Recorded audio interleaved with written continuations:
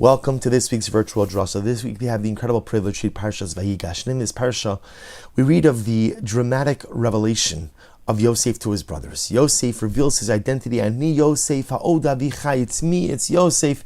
Is my father alive? What's happening? Yosef trying to figure out all the information they had given him up until this point. Was it true? Was it not true? Dramatic reunion. Yosef overwhelmed. The brothers so overwhelmed that they were unable to respond. But to me, one of the most moving parts of this reunion is when the two brothers, Yosef and Binyamin, see each other. Because Yosef and Binyamin both shared a unique type of pain. They lost their beloved mother Rachel. Yosef was all alone in this world, not without a father in Mitzrayim, without brothers, or I should say brothers who stripped him and robbed him of everything. Binyamin had also lost his mother Rachel. Binyamin lost his older brother Yosef, and now those two brothers, the two remnants of Rachel Imenu, meet and embrace. And the Torah says, this is in Perek Memhei, Pasuk Yedalet, Vayipal al Savari Binyamin Achi Vayifch, Binyamin Bacha al Savar. Literally translated, Yosef fell on the necks, plural, on the necks of Binyamin, and he cried, and Binyamin cried on Yosef's neck. So the imagery is quite gripping. Yosef falls on Binyamin and is sobbing on Binyamin's neck. Binyamin falls on Yosef, sobbing on Yosef's neck. But the question is obvious. Why, when it refers to the neck of Binyamin, does it use the plural of necks? And yet, again, when it refers to the neck of Yosef, it's singular. In other words, I understand why the neck of Yosef is singular. A person has one neck. Why two necks by Binyamin? And Rashi explains so beautifully, quoting the Medrash, that the neck ultimately is a metaphor for the Beis HaMikdash. And what does it mean that Yosef fell and cried on the two necks of Binyamin? Ashnei mikdashos shasidin lios bechelko shel Binyamin v'sof alecharev. Remember again, the Beis HaMikdash was in the tribal area of Binyamin. The truth is, part of it was in Binyamin, part of it was in Yehuda. So the neck, Rashi HaKadosh quotes the Medrash, says, is a metaphor for the Beis HaMikdash. And in that moment of reunification with his brother, Yosef also saw that which was going to be lost. See, he cried over the necks of Binyamin, the two Batei Mikdash, the two temple, that's why it's the plural, the two temples, the first Beis HaMikdash, the second Beis HaMikdash, which would both be built in the tribal area of Binyamin, and unfortunately both would be destroyed. That's what Yosef was crying over in that moment. And what about Binyamin crying on Yosef's neck? Al Mishkan Shiloh. That ultimately, again, he was crying for the destruction of the Mishkan in Shiloh, which was in the tribal portions of Yosef's sons. So, an incredible medrash, a really incredible medrash. Shasidin lios bechel kosho Yosef. So, obviously, what the medrash is trying to highlight over here is in this moment of reunification, in this moment of achdus, of brotherly, of familial unity, both brothers saw prophetically that this was not the end of the road of pain, the journey of pain for Klal Yisrael. That although again in this moment there was unbridled happiness, joy, elation over the reunification of the family, the journey was not done. And there would be many more stops along the journey filled with pain, with adversity, with tragedy and loss. And they see that. They both see it prophetically. Yosef sees the temples, the Batei Mikdash in the tribal area of Binyamin. He sees them destroyed. Binyamin sees the Mishkan in the tribal area of Yosef, Yosef's sons, destroyed. They see that. And of course, even on a deeper level, so much of the Beis HaMikdash of the Mishkan is lost because of sinas chinam, because of hatred, animosity, discord within our ranks. The same things, the same feelings, the same negativity that led to the sale of Yosef. It would be wonderful to think that now everything was cured, but it wasn't.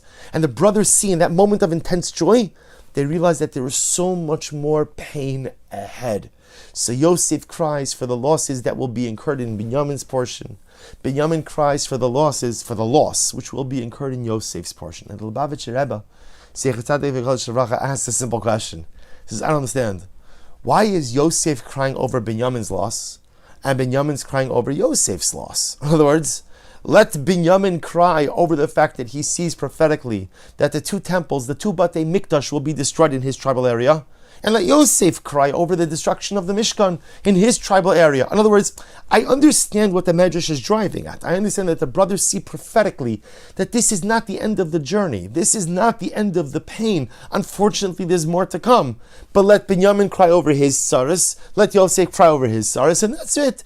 Yosef's crying over Binyamin, Binyamin's crying over Yosef. Ask the Rebbe, what's going on over here? And the Rebbe gives such a profound insight. The Rebbe says, why does a person cry? Why does a person cry? The Rebbe says, Inyan abechia hu bichdei lahakel al habocha.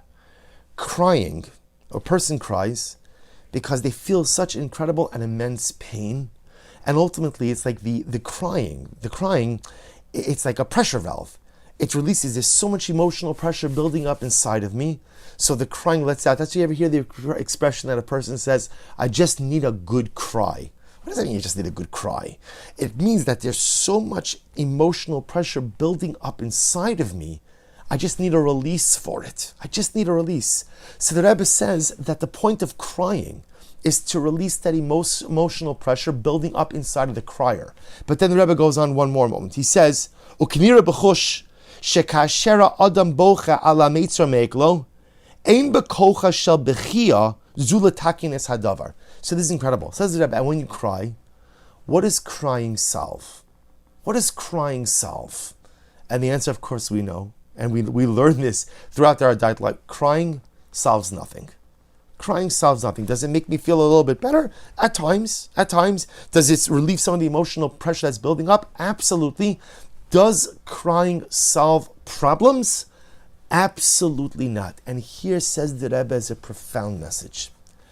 When I see another person suffering, and I see another person having difficulty, very often in life, you cannot solve someone else's problems. You can't. We see this, when we're young, sometimes we think we're going to solve all the problems in the world, right? I see a problem, I'm going to solve it. Something broken, I'm going to fix it. And that's beautiful, and it's idealistic, and it's mamish helig, it's so holy. But as we get older, we recognize, and it's a very sobering truth, I can't fix your problems. I can't fix that which is broken in your life. I can help you, but I can't fix anything for you. So it says that sometimes when we see someone else suffering, the reaction to that is, I cry. I cry because I feel your pain. I feel your difficulty. I feel like I'm walking in it. I feel it. I feel it as if it was my own. But I can't fix your problems. I can't repair your life. I can't make you whole. The one thing I could offer you is empathy. And that empathy often comes in the form of heartfelt tears. I'm giving you my emotions. I'm telling you, I'm there with you as you suffer. But I can't fix this for you. Says the Rebbe, so you can cry for other people's problems. But there's one set of problems you can't cry over, says the Rebbe. And those are your own. Why? Because, explains the Lubavitcher Rebbe, instead of crying over your problems, use that same energy to fix your problems. Crying might make you feel good in the short term. It might relieve some of the emotional pressure, which is a very healthy thing. But everyone knows, even if you have that good cry, you haven't solved the problem. Don't waste the emotional energy of the tears crying over your problem. Harness that energy and do something to fix it. This incredible dialectic. When I look at you and you're struggling, you're having a difficult time, I can't fix your problems. I can't mend your broken heart. I can't make you whole. So the only thing I could do for someone else who's having a difficult time is I give you my hand, I give you my shoulder, I give you an attentive ear, and I give you my tears. I give you my empathy.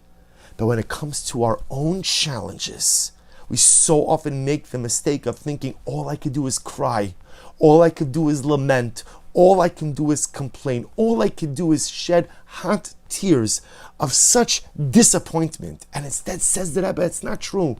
Over your own problems, you don't cry. Over your own problems, you roll up your sleeves and you try to fix it. And that, says the Rebbe, is the message contained over here. Yosef cried over the destruction of the Batei Mikdash that would happen in Binyamin's portion. Binyamin cried over the destruction of the Mishkan that would happen in Yosef's portion. Because these brothers loved each other. So Yosef saw the pain of his brother. Oh, my Binyamin, I can't fix your pain, but I give you my empathy. But Yosef won't cry over his own destruction. Why? Because Yosef says, you know what? My problems, I'm not going to cry over them. I'm going to roll up my sleeves and work on them. Binyamin sees the destruction of the Mishkan. My brother, I'm so sad for you. Gives Yosef his tears. For Binyamin's own problem, destruction of the Beis HaMikdash, that I'm not going to cry for. That, again, I'm going to roll up my sleeves and try some way, somehow, to make this better. And what a profound lesson the Lubavitcher Rebbe Zechusa Yagin Alinu is teaching us. When it comes to the other, and you see someone else suffering, and we know this, sometimes whether you go to a Shiva home and you pay a Shiva visit, and you think you're going to come up with some type of theological profundity that's going to make people feel, it's not true. It's not true. When somebody is suffering, there's very little you can say to go ahead and make them feel better. And there's very little you can do to actually go ahead and mend their broken heart. But what can you do? You can give them of yourself. I'm here. Like I said, I'm here to hug you. I'm here to hold you. There's a shoulder to cry on, an attentive ear, and my tears. I'm giving you my emotion, my empathy. I love you. I'm here for you, but I can't fix you. That's good for the other. When it comes to ourselves, the way to deal with our problem is not self-empathy. And the way to deal with our problems is not self-pity. And the way to deal with our problems is not simply to shed tears over how difficult our circumstances are. There might be a time and place for that to relieve some of the emotional pressure that builds up. But at the end of the day, when it comes to our own problems and our own challenges in life, we learn from these two holy brothers, Yosef and Binyamin. Cry for the other. But when it comes to your own challenges, roll up your sleeves, get to work, and try to figure out how to make it better. May we be Zochem Yirtzeh Hashem to find the strength of these brothers, both to be there for one another, and ultimately to help ourselves, propel ourselves out of the difficult moments of life as well. Wishing everyone a good and Erev Shabbos and a beautiful Shabbos Kodesh.